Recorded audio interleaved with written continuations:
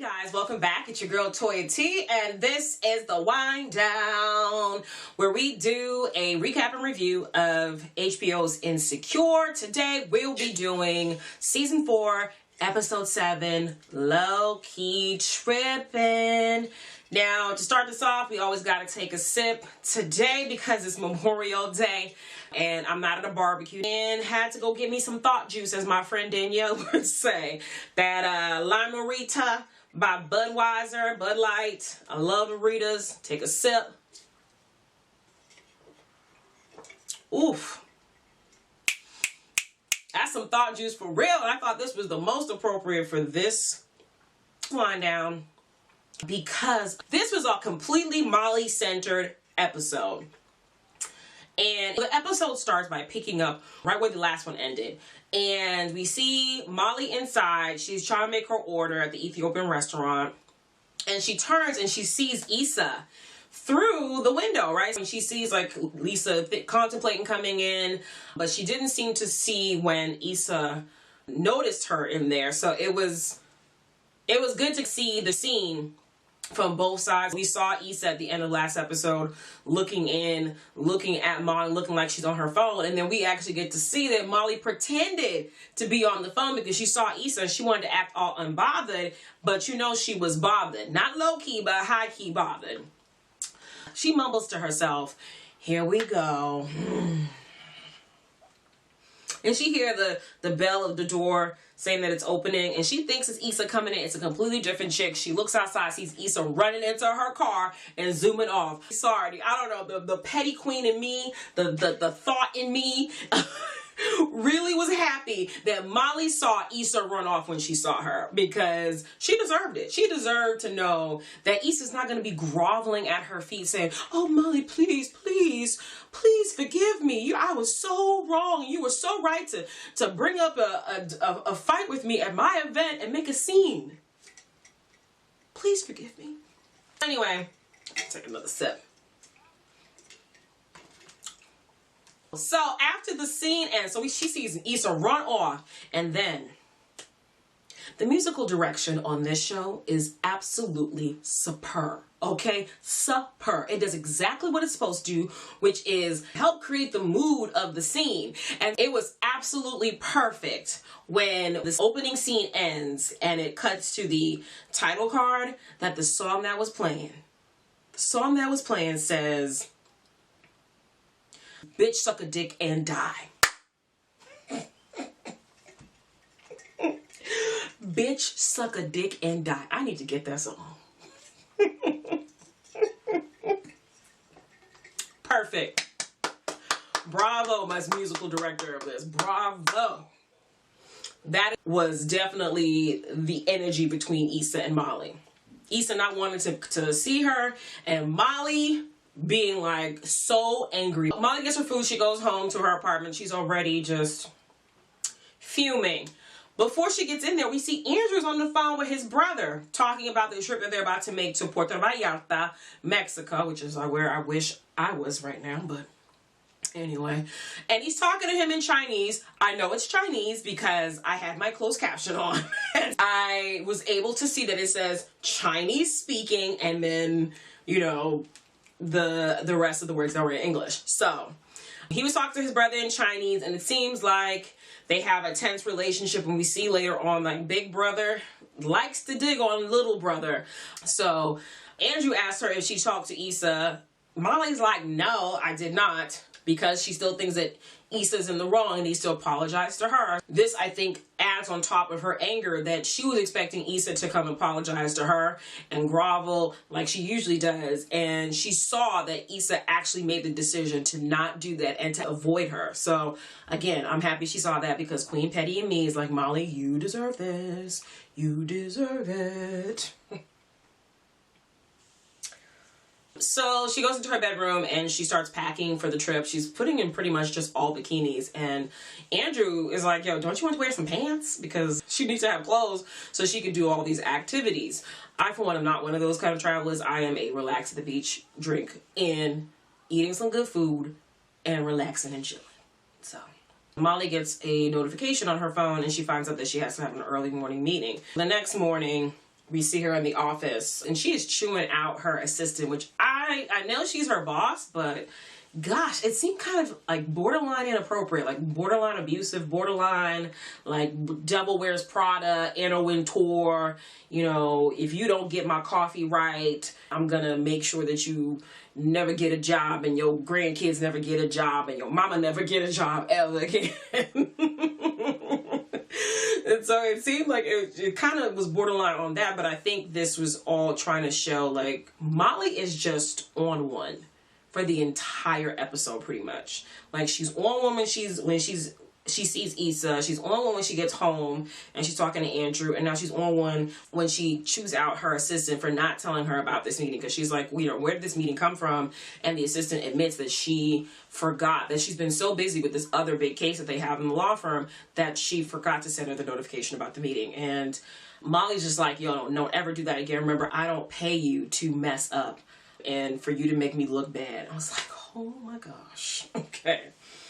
We see Molly running through the airport because she almost misses her flight. Andrew's holding the door, like literally talking to the attendant and talking to her on the phone, like, you know, I'm over here at my gate, whatever, next to the Finagle Bagel. And Molly is running. She gets on the plane. She makes it. They're sitting in economy plus, and Andrew points out, like, yo, I'm in economy plus and I need to get the plus. They got their snacks and their drinks, and then they look over and this lady next to them, they have Kim Fields. I don't know what her name was on the show. I'm just gonna call her Kim Fields. That's what she is to me. So Kim Fields is over there, and she interrupts them and asks them if they were going to Mexico too. Obviously, they're all going to Mexico because they're on the plane. She did mention that she once got on the wrong plane, and then she compares it to her marriage and how she's a recent divorcee, and that was day 3 for her of being free from her toxic husband and this toxic marriage. She gets triggered and she runs off to the bathroom. So Andrew and Molly get to be alone, and they're like, oh my gosh, like, what is this? And I was trying to see if they were pointing, if they were trying to foreshadow, or if they were trying to somehow symbolize the way Molly's relationship is Issa's gonna go, or maybe how Molly's relationship and Andrew's gonna know what I'm talking about, and if you think that it's supposed to be a parallel for Issa and Molly's relationship, or actually Molly and Andrew's relationship. So, or maybe Molly's relationship with herself and her anger. Could be that thing. Next, Molly meets Andrew's brother and his wife, and right off the bat, it's weird. I was like, there's going to be a big clash in this group. Again, Molly's coming on this as a vacation, and she's looking forward to, like, you know, having tons of sex with Andrew, drinking and hanging out on the beach and eating good food, Mexican food, and she is not there for all the activities that the brother seems to have planned. And the wife is like super friendly, to a point that she kept complimenting Molly on her body and how she was like, oh, you're a 10. Andrew didn't tell us you were a 10. Like, you're banging. Like, oh, I could just eat you up. And she's like, is she going to try to have sex with me later? Like, she was kind of giving off that weird kind of swingers vibe. I thought that they were going to ask her to be in a threesome with them or something, leaving Andrew out, and there's going to be some issues. Because the way that they were talking to her, it just was just off. But I guess it's supposed to be is them being fake nice. So the brother's talking about how he wants to do all these activities, have dinner, go to this dance club, blah, blah, blah. And Molly's like, you know, I'm not really trying to do that. And the wife kind of talks her husband into meeting up the next night instead of doing all that activity that they came in. So Molly and Andrew use that time to get freaking sneaky. It's funny because they were supposed to bring gifts for their vacation, and Molly was like, "Oh, are you ready?" Like, she was making it seem like she was gonna pull out the freakiest, nastiest thing ever. And she pulled out lingerie, a bra and a panty set, and Andrew was like, "Oh, that's it. That's what I'm supposed to be excited about." Oh my gosh. And she's like, did I get it wrong? And then we find out Andrew's a freak, man. Andrew pulled out a vibrator, some small balls, and a butt plug. Andrew was trying to get it. Andrew was trying to get it. Okay, he was trying to get it. And Molly just was not, but somehow they came with a compromise. He's so sweet. She was like, it's about figuring out what you like and what we like together. And he's like, so what you want to do? He's like, I like when you tell me what you want to do. And she's like, well, you let me on the balcony. So they end up having sex on the balcony, which was like with the sunset. I was like, this is perfect. This is great. Oh yeah.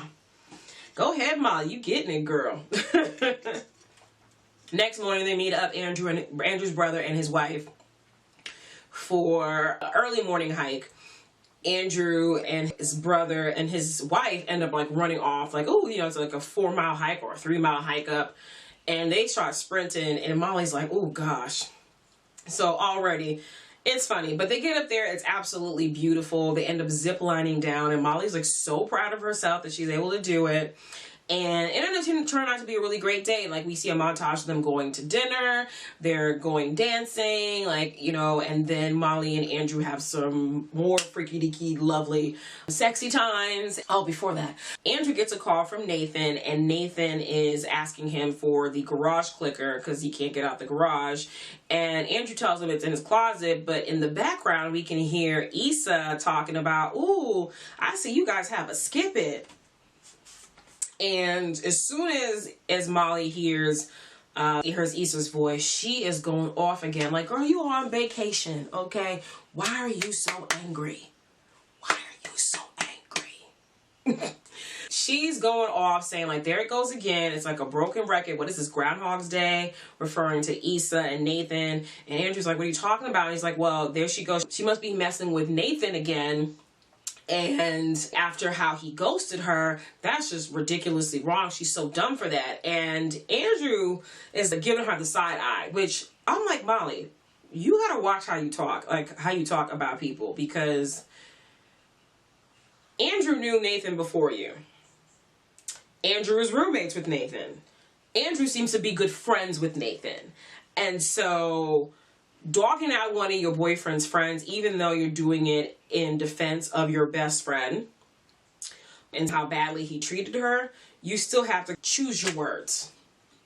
Andrew lets her know that Nathan ghosted not because he was afraid of Issa or playing games, because he was dealing with mental health issues. She's like, oh my gosh, did Issa know? He's like, I don't know, I'm not in their relationship. Just showing clear boundaries there. He's like, I don't know, that's my roommate, but I can't tell you what he has told her in their relationship, period. So after that, Molly and Andrew get sexy times. We see some ass eating. we see Andrew eating the booty like groceries. I was like, go ahead, Andrew, you nasty. Ooh, Molly don't deserve you.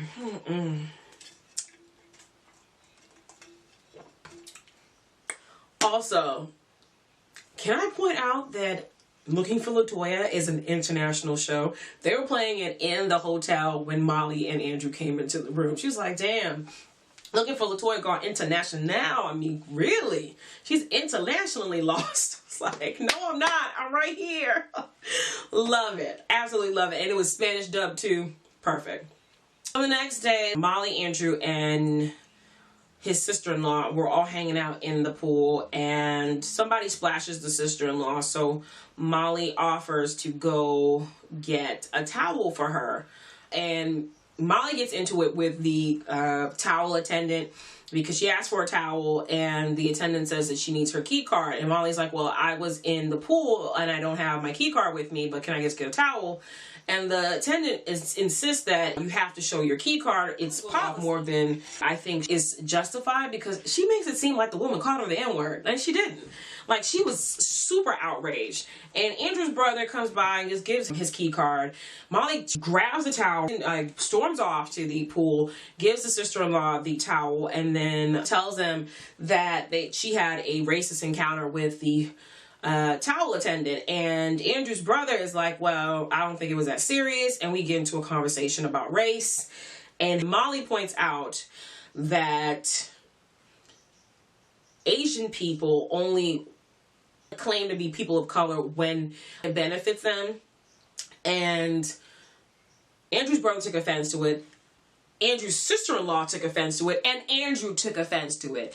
And Andrew was like, what about me? And she's like, oh, you're different. And the brother points out, well, how are you any better than me when you are already discriminating on who you give benefit of the doubt to and who you don't? So how does that make sense? Molly tells him a full fuck you and walks off and tells Andrew to get his brother, which I'm like, oh my gosh, again, girl, like, read the room. So they go back to the room. They sleep apart. No sexy time tonight. Molly realizes the space between them in the bed, and I think her wheels are starting to turn. And the next morning she wakes up. Andrew's not there. He comes in a little bit later. He tells her he let her sleep in because he felt like she needed it. And he also points out to her that it seems like she has a real problem with letting things go, which was so great for him to kind of point out to her that she seems to just be kind of just getting angry over like really small things. Next, see Molly walking down the beach, beautiful bathing suit. I just loved it. Love me a beach scene. So she's walking down the beach and we see her stop and she calls her therapist, which I told you guys, I don't think that Molly has been talking to that therapist for a while. And she just proved my point because she called Dr. Rhonda and said, you know, it's Molly. I know you haven't heard from me in a long time. And I was like, And she said, I want to make an appointment as soon as possible. And for me, that was the signal of the change for Molly that, oh my gosh, she's going to go back to her therapist. She's going to see how much of an ass she is. And she's going to be the one to apologize to Issa and not expect her friend to be groveling to her, or at least learn how to let her friend grow. Because again, I said that I think Molly sees Issa as the fuck up friend, the friend that doesn't have it together, the friend that's a mess that she always has to carry and to save. And now that Issa's not this and she's growing into a different phase in her life, she doesn't know how to handle it. And so I'm happy that she called her therapist and said that she noticed that she's been having problems letting go of things and that she would like an appointment. So let's hope we see Dr. Rhonda in next episode. So we see them at the airport, and as they're waiting for their baggage, Molly spots Lawrence, and it's an awkward exchange there. They don't know if to, whether to slap hands, to handshake, or to give a hug. It kind of is like how people are right now, where they don't know if they should hug, arm bump, fist bump, nod, or whatever, because we can't hug people no more or shake hands. So they were like precursors to the pandemic. But she goes and talks to Lawrence. We find out he's coming back from San Francisco. And all I was thinking was that I think Lawrence might have a job in San Francisco. Lawrence might be moving to San Francisco. But either way, they walk up from each other and we see Lawrence grab his phone and he's calling somebody and he's like, hey, I just came back in town. I was thinking about you. Do you want to go for drinks? And it cuts from there. And we see in the preview for next episode that it is Issa that he met up for that drink. So I'm very excited. I don't know if I want them to get back together, but it's cute to just kind of see, like, we never got to see the beginning of their relationship or when their relationship was good.